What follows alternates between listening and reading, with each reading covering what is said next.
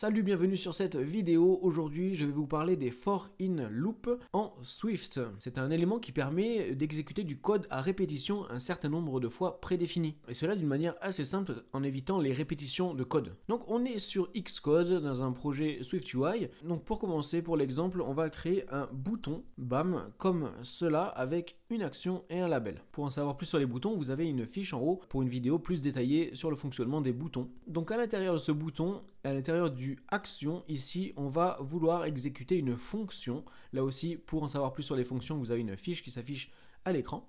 Donc la fonction, on va la créer tout de suite. On va la mettre juste là. On écrit func. Le nom de la fonction, ça va être say hello 3 times. Elle va nous permettre de print 3 fois hello dans la console juste en bas. Donc on met les accolades comme cela. On va appeler la fonction juste là. Donc on met le nom de la fonction dans le bouton, dans la partie action. Pour l'apparence du bouton, pour le label, ici on va mettre un texte basique avec écrit à l'intérieur say hello. Bam, comme cela. Vous voyez, notre bouton say hello, il est juste là. Et on va passer surtout maintenant à la partie la plus importante de cette vidéo, et notamment les for in loop. Imaginons qu'on ait envie d'écrire 3 fois hello dans la console. On pourrait tout simplement écrire print comme ça et avec à l'intérieur marqué hello. Donc là, ça l'écrirait une fois. Et pour l'écrire 3 fois, on pourrait juste copier-coller comme cela. Et là, ça marche bien. Regardez, si on appuie sur le bouton, ça écrit 3 fois hello. Mais ça n'est bien sûr pas le plus optimisé d'écrire 3 fois la même chose.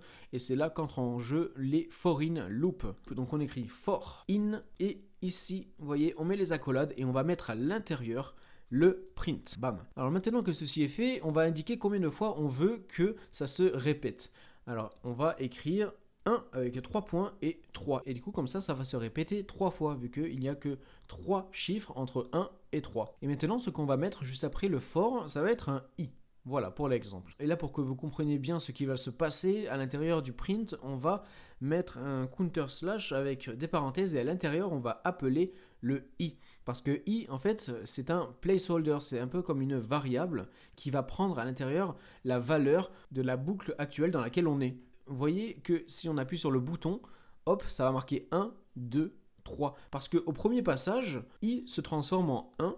Et donc ensuite ça exécute ça et donc ça le remplace par un 1. Ensuite ça finit tout ce qu'il y avait à l'intérieur du for in, donc ça va remonter et recommencer une nouvelle boucle, sauf que le i cette fois-ci va se transformer en 2. Et ensuite ça va exécuter le print et donc remplacer le i par un 2. Ça repart encore une fois et ça va exécuter le print en remplaçant le i par un 3. Et comme ça nous permet d'exécuter 3 fois la même chose. Alors ici on se sert du nombre auquel on en est dans la boucle. Mais si on n'en a pas besoin, qu'on veut juste écrire hello, comme cela, le i n'est plus nécessaire. Et donc ça sert à rien de l'écrire. D'ailleurs on peut écrire ici i, mais on peut écrire toute autre chose. C'est juste un nom de variable, donc on pourrait écrire number ou n'importe quoi d'autre. Mais vu qu'on va pas s'en servir ici dans la boucle, on peut le remplacer par un underscore, comme cela, pour l'ignorer. Donc voilà, c'était une petite vidéo sur les for in loop, très utile pour répéter du code en le moins de lignes possible. Sachez que j'ai créé une petite formation gratuite pour les débutants pour apprendre à créer une petite application